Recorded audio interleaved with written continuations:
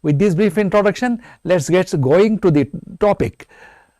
Now, CT fluoroscopy was invented to have a three-dimensional localization of any pathological lesion, especially if lesions are small. Then to localize them, we should have a very precise diagnosis, so that with a needle we can hit them either for a diagnosis or for the histopathology or for treating it with some medications.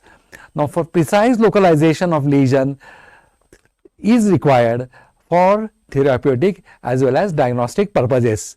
Now, it did require some modification in the present machines. The present CT machines are good, but they are not adequate for this work. Now, in this lecture we are going to see evolution of CT scan first, and then how these machines were modified for this special technique. Now, CT scan were invented or in the practice in 1985, that was of sleeping ring scanning technique, and it had 1 second scanning. Then we came to helical scanning in 89, then dual slice, that is 91-92, then sub-second scanning in 95, that is 0.5 second scanning we developed in between 95 to 98. Now, 4 slice CTs were introduced after 1998, and then 8 slice in 2001, and subsequently 64 slices were invented in 2004. It was very rapid, and by now we are at a dual source CT scanning, which we are going to see in some other lecture. This is not topic of this lecture. Now, this shows a CT scanning room. Earlier there were only CT scan, patient was there, no staff were around patient, either doctors or nurses or any technicians were in the next room. But here you are seeing a doctor standing next to the patient, then there is a monitor like something like console right in front of him, and to right hand there is also some buttons which he can use to maneuver the patient. So, additional hardware required for CT fluoroscopy included a device that allows operating CT scanner from within the CT scan room, and installation of monitor in the CT room was done for allowing display, so that a doctor can adjust his needle according to the requirement. Now, CT fluoroscopy and interventional procedures. A diagnostic plan scan is used for deciding a puncture site. The mark on the skin allow for planning of the entrance point of the needle. The diagnostic CT scan allowed for identifying the target of the puncture, generally helped by multi-slice axial scanning. So, what it means?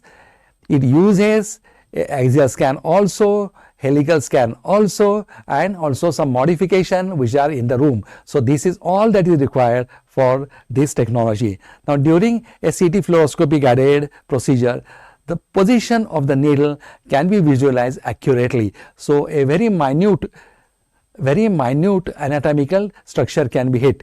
This is especially important when we are dealing with the brain, where there are a lot of blood vessels and also nerves around the pathological lesion. We have to save them as far as possible.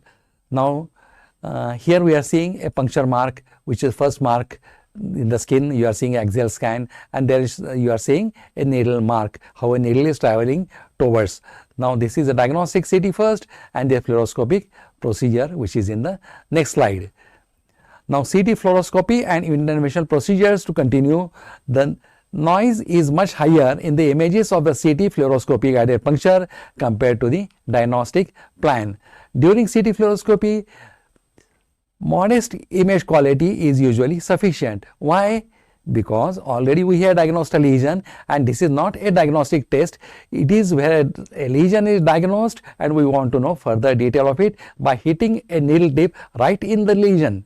So, CT fluoroscopy should be performed during a relatively low tube current in order to reduce the exposure of the patient as well as to the medical staff. But with that we compromise a picture quality, and the picture quality is slightly inferior than what we expect.